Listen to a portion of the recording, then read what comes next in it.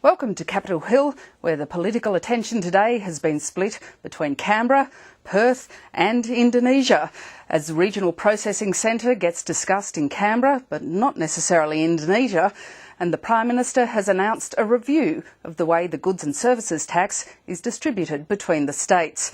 To discuss these many issues and maybe some more, I've been joined from Melbourne by Labor's Kelvin Thomson and from Adelaide by the Liberal Senator Simon Birmingham. Welcome to the program. Good afternoon, Lyndall. Good afternoon, Lyndall. G'day, Kelvin. The Prime Minister's just announced a review of the way the GST is carved up between the states. Kelvin Thomson, do you think she's merely responding to the pressure that's been coming from Western Australia, which has said for a while that the carve-up is unfair? Well, if people believe that it needs to be reviewed, then clearly governments need to be responsive to that, and the intention is to have a look at this and enable people who've got concerns about the present distribution to air those concerns. Simon Birmingham, states tend to complain when their economies are doing well and they see some of their proceeds going to the states that aren't doing so well. Does Colin Barnett have any different concerns to states to the concerns that states like New South Wales and Victoria have had in the past? Look, state governments have always had arguments and concerns about the carve-up of Commonwealth funds. That's nothing new, and this review is probably unlikely to resolve that either. In fact, this review really shows, in many ways, the slightly shambolic approach the government takes to tax matters, be it the allocation of tax or the collection of tax. We have a tax summit coming up later this year, and yet not all taxes are on the agenda for that tax summit. Now we have the allocation of tax issue here with the GST, and rather than making decisions, the government has shunted it off to a new review process. There are already, of course, processes within the Commonwealth Grants Commission structures for there to be reviews, for there to be appeals by the states, but they've decided to put a review on top of those processes. I understand that governments will want to respond to the complaints of premiers from time to time, but I think this government has a tendency to want to have conferences and reviews and discussions, but occasionally they need to take some decisions. If we can move on to immigration matters, Kelvin Thomson, the talks in Bali on the Bali process aren't discussing the Prime Minister's proposal for a regional detention centre. Is that proposal now effectively dead in the water? Well, the talks are continuing, but the essential thing is that we get a regional approach to processing and dealing with issues of asylum seekers, and if we can get some regional cooperation around these matters, we will still be able to take steps forward.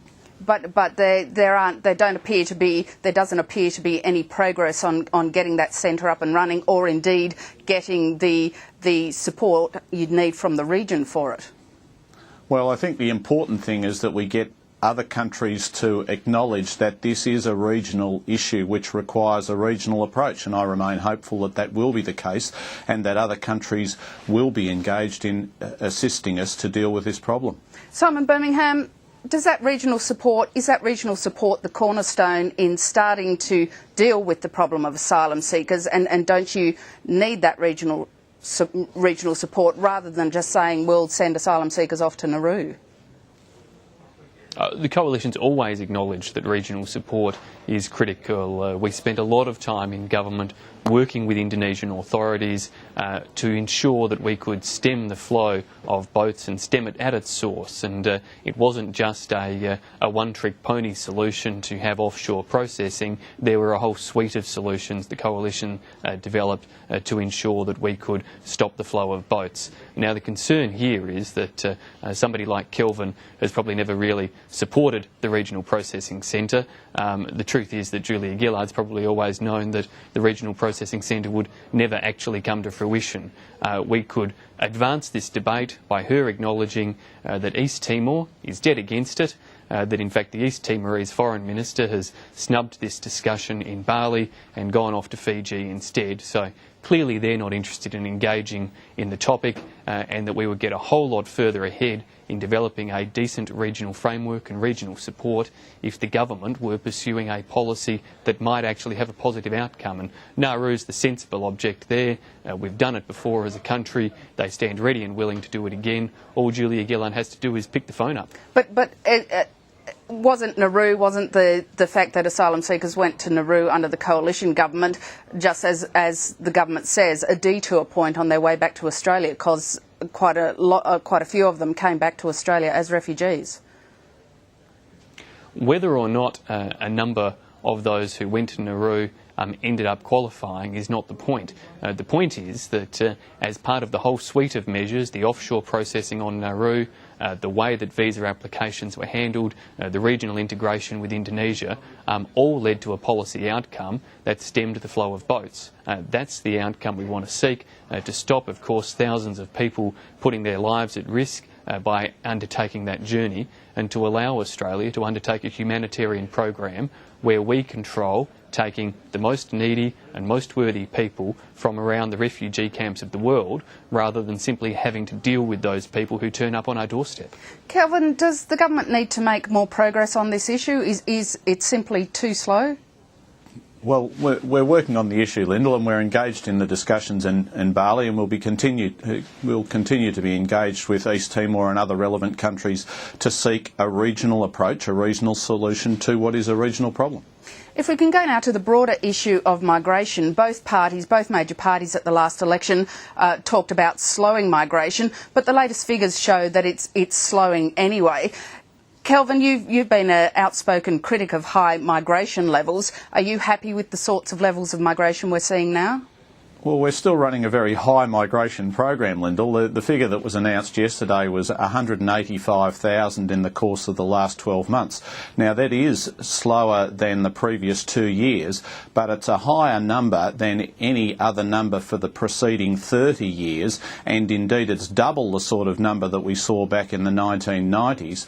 At 185,000 per year, we would still end up with Australia at 36 million by 2050.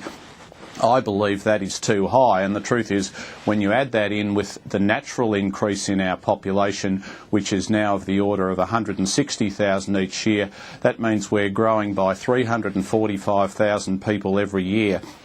That's nearly 1,000 people every day, 40 people every hour. It means that you've got to build a new house effectively every 5 minutes. So it's no wonder that we're not making progress on issues like homelessness and Indigenous housing. Simon, you come from a state which has advertised in the past to get people to move there. Do you have a different perspective on migration because of where you live? Look, I certainly think there is capacity for Australia, especially for states like South Australia, but for regional centres as well, to absorb more people. That said, as Kelvin highlights, we do have a very high population intake at present.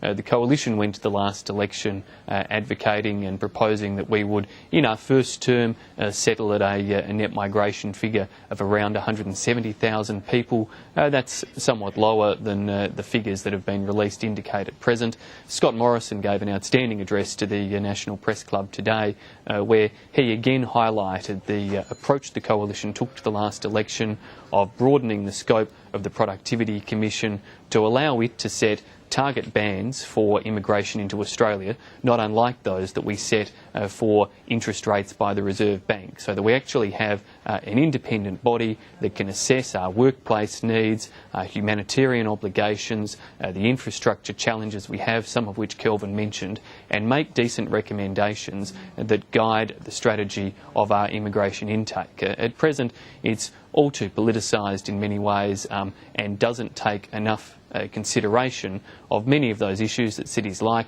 Sydney and Melbourne in particular face of really genuine infrastructure pressures. Is the problem, though, certainly in the next couple of years, and I'll ask this to both of you, Kelvin first, then Simon, that unemployment is coming down. There will certainly be pressures on the labour force, looking for skilled workers, looking for workers, particularly in states like Western Australia, and that you either have to spend a lot of money getting people back into the workforce, or you import them through 457 visas and things like that. Kelvin, isn't that the dilemma, and isn't it actually easier to import workers? Well, it's certainly not cheaper, Lyndall. The truth is that we have 5% unemployment. We don't have full employment. In a suburb like Broadmeadows, just to the north of my electorate, we have 15% unemployment. That is simply too high. We have a lot of people who are on disability support pensions. The Prime Minister has said, and I agree with her 100%, that we need to lift our participation rate and bring people who are presently outside the workforce into the workforce. Now, you don't do that by running a skilled migration program. You do that by focusing on educating, training, providing people opportunities for people who are presently outside the workforce and bringing them in as a matter of priority. And Simon, do you think there are enough people in Australia to meet the labour force needs? Lyndall, we absolutely need to do all we can to ensure that our education and training systems are geared towards generating people with the skills necessary for the growth parts of our economy. And indeed, as Kelvin talked about, to directing people who may currently be out of the labour market, be they on disability support pensions or otherwise, back into the labour market by helping them establish skills in areas of skill shortage. But we also need to be smarter about the way we use our immigration program. And again, in the speech that Scott Morrison gave today, he highlighted the perverse example of cooks and chefs, which existed on our skill shortage list for a number of years, that allowed people to come into Australia to train to become cooks or chefs, yet the final outcome was that many of those people, upon qualifying for permanent residency, have changed career paths, have not gone on. We have taken cooks and chefs off the skill shortage vacancy list, yet we still have a shortage of cooks and chefs. It's a sort of a perverse cycle of failing to actually address the real problem that was there in the first place, and the same exists, of course, in the mining industry and a raft of other sectors.